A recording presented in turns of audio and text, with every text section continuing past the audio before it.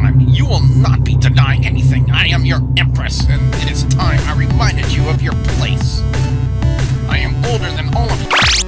Hi, I'm Velvet Sky, and you're watching WGS-TV.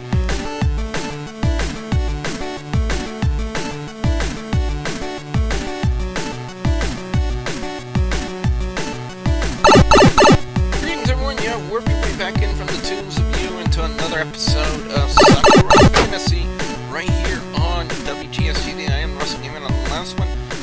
Finally get the realization that that lost girl that we saw from a couple episodes ago who was looking for a kitty was actually the Empress. So me and Lance, we kind of had our suspicions about that, and we were pretty much spot on with that one. And now something has happened. The chamber has rumbled because Ardena has, that's her name, by the way.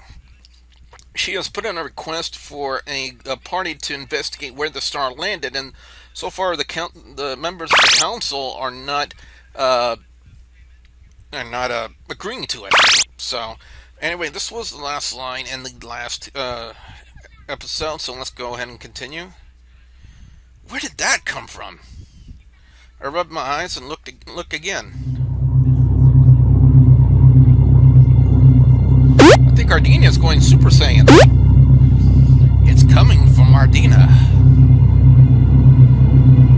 That empty, vacant look is completely gone from her face. It's replaced with seething anger. Ghostly ethereal light pours from her, filling the entire chamber. It burns around her in an aura, crackling with otherworldly power. Her power is actually causing the very building to shake around her. Where's Goku when you need him? How is this possible? Before I thought she didn't.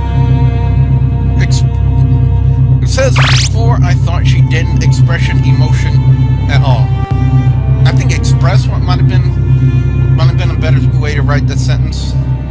Cowering in their seats, the councilmen try to shield their eyes from the light. No one dares to say a word to the enraged Empress, simply staring at her in awe. The main speaker of the council backs off from her step by step. Empress, what has possessed you? Empress, please stop this. You're going to tear these chambers apart. Among the chaos, I can clearly hear Ardena. Her voice is powerful, yet quivering with emotion. It drowns out all other voices. It's as if the entire world has gone silent just to hear what she has to say. First, you openly deny your Empress? Then you have the gall to accuse me of being unfit to take an interest in the affairs of my own empire? Every single one of my requests through the last decade have been openly denied by all of you. They've openly denied her for this long? She really was just a figurehead then. But this time, you will not be denying anything. I am your Empress, and it is time I reminded you of your place. I am older than all of you combined. I have seen 1,000 battles, millions of deaths, and no more loss than you could ever hope to imagine. So do not even dare to suggest that I am unfit to be your leader, that I am not of sound mind. Not one of you, for all of your age and experience, could ever understand what that star means. The speaker tries his best to calm her down. Empress, please, calm down. Just tell us what the star means so we can understand. We did not mean any harm by that statement either. We were just concerned for me, or are you simply concerned with not having your way this time? I tire of your sweet lies. I would rather those with more honest tongues speak for a change. So I'll make this clear. This is not a request like all those other times. This is a command from your Empress. Find me a group of warriors willing to brave the mires, the best group you can spare. Otherwise, I'm going to be looking for a new group of councilmen. You have all grown complacent with your positions. Remember that I am your Empress for eternity. After that, her light fades and she returns to her normal appearance. She nearly burned my eyes with that. Finished with her speech, Ardena turns back turns her back on the council. She takes a moment to look at me before she's gone again. Did I just see the Empress of the Legends? The one who glowed with light and banished the darkness with her footsteps? When I looked back to the council, all of them looked terrified. Well, do we have any further items we need to discuss? How exactly do you think we should respond to the Empress's insistence? I think it would be best to hear her out this one time. Although I am normally the voice of cynicism in this room, and I sound like Jerry Seinfeld. That is understandable. We all agree on the Empress's proposal. Is that right? All of them voiced their agreement. Do we have any other outstanding business that we must deal with right now? No one says a thing. I think it would be best to adjourn this meeting for now, then. Is everyone in favor? Once again, the decision is agreed upon with no opposition. You didn't see or hear any of this, understood, guardsman? I can only vacantly nod my head. It's enough to make him go away. Dumbfounded, I just stand there for a moment, taking in what I had just witnessed. My fellow guardsman must be in awe too, because he's not moving either. Damn, I've never seen that happen before. I guess this was your lucky day. The council chambers will never be this exciting again. Does this really count as lucky? She could have caused this chamber to collapse on us. Perhaps, but it would have been better to have that happen, though, rather than listen to these politicians keep yakking and yakking. I can't help but shake my head at him. Does he really hate being here that much? I've been here for a long time, and that's the first time I've seen anything like this. Things are going to change very soon, and it's about time that happened. What's even better is that we're off duty now. I don't know about you, but I'm out of here. I got a joint waiting for me. I gotta go smoke it. Sure enough, he's gone in an instant. I'm too busy taking in what I saw to really care, though. Even though the council had adjourned their meeting for today, I still have guard duty. I better get to patrolling the hallways then.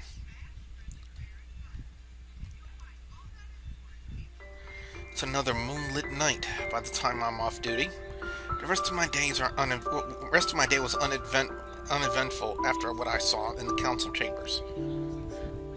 I'm tired, to say the least.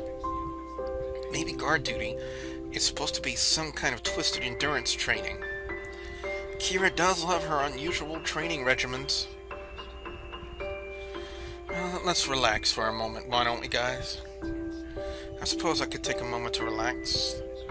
It's not like there's anyone watching me. I once again hear soft footsteps echoing through the halls. I already know who they belong to. The Empress seems to have stopped to look at me. I'm so sorry. I didn't know you were... She responds with a gentle smile. It is fine. Don't concern yourself with who I am. I really don't think I can do that. I'm only speaking with a legendary figure. I wish to speak to you again. If my Empress commands it, I will. Then let us speak. She wanders over to one of the many windows in the hallway, leaning on its sill. The light of the moon illuminates her face, making her seem even more ghostly. In the moonlight, her otherworldly beauty becomes more prominent. A star has fallen from the heavens. The impossible has happened. No, it was always possible. It was only a matter of time. It was only a matter of when it would happen. But how did you know it was possible? Because someone promised me that it would. Someone promised her? Who might that be, my Empress? Who promised you? Someone did. There's no answer to be had there. What does that star mean, then? Is it as the doomsayers speak on the streets? Is it a herald of the end? I'm afraid that star's significance would be lost on anyone of this age. Again, she refuses to explain anything. Why can't you tell anyone what the star means to you? Because they were not there. Weren't there? Weren't where? My Empress, what are you talking about? I'm afraid that I cannot make you understand either. There is not anyone else alive who remembers him. Him? Who could she be talking about? I am the only one left. I wish he could have been there too, to know the light that once shone on us. There was no need for an empress or an empire then. But look at the world we now live in. Despite how powerful she looked in the council chamber, she now looks very tired. They have believed me to have become lost. That is not entirely untrue. I have been waiting for a long time for the star to fall. Now that it has, I think I can find my way again. I see something very human in her for the first time. The Empress has made herself vulnerable, just for a moment. I can tell you one thing about the star. It means change. Great change. Is it for the better or worse, though? Even I can't predict the future. All that I know is that star means change. You were there to hear my request. It all depends on those warriors now. Whoever they may be. She quietly gazes out the window. Something about her just seems lonely. I would seek the star myself, but I am no fool.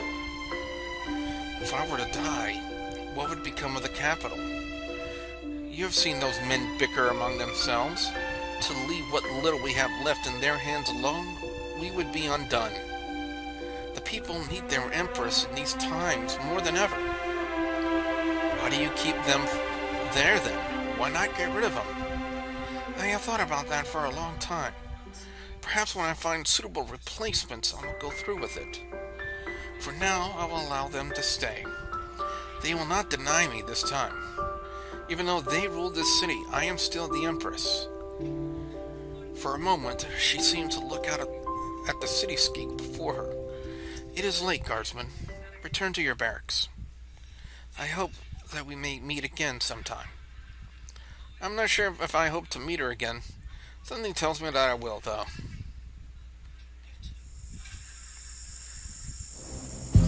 I'm back at the training grounds today.